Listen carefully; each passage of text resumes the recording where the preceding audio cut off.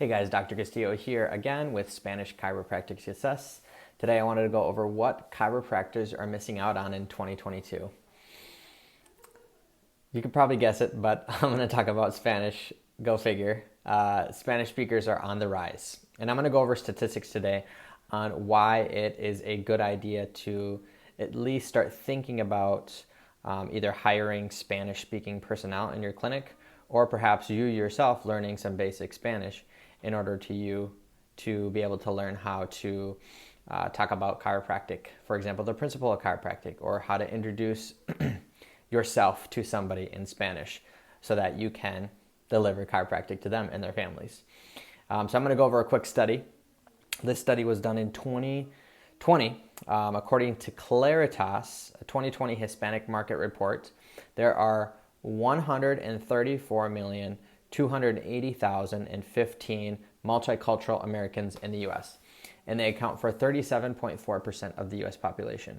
Hispanics account for the largest multicultural segment at 19% and are the second fastest growing ethnic group since the year 2000 with 78% growth.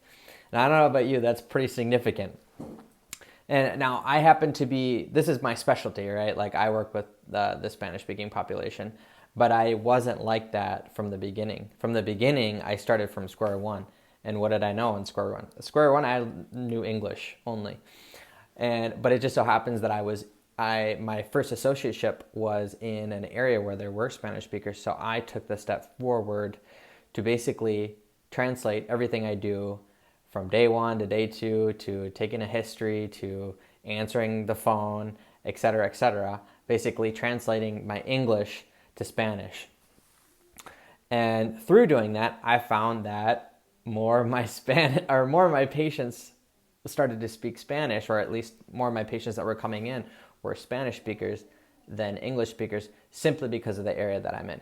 Now, I'm not saying that necessarily is going to happen to you, but what I can say, if you're a chiropractor or a chiropractic student, is that if you take the step forward to at least start thinking about, hey, like maybe I should hire a Spanish-speaking CA, or maybe I should learn some basic Spanish.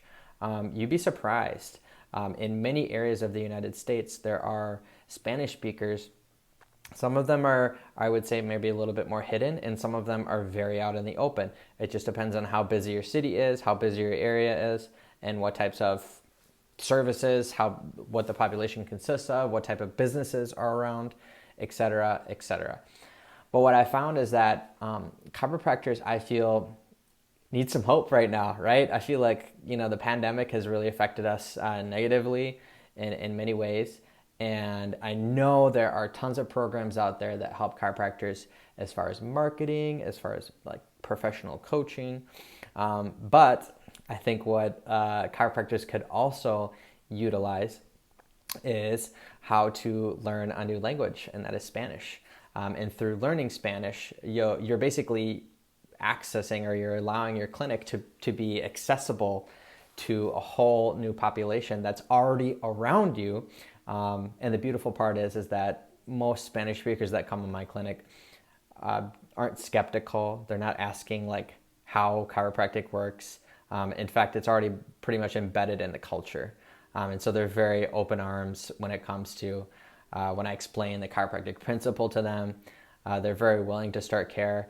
They love to be here in the clinic, and they love to tell their friends and family about what we do, just because we speak the language. So hopefully you got a little bit out of this video, just knowing that the trends are happening right now.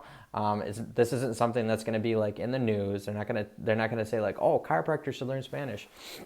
And even then, like, what good does that do? Like the news to talk about like population trends. This would be maybe interest to maybe somebody in economics.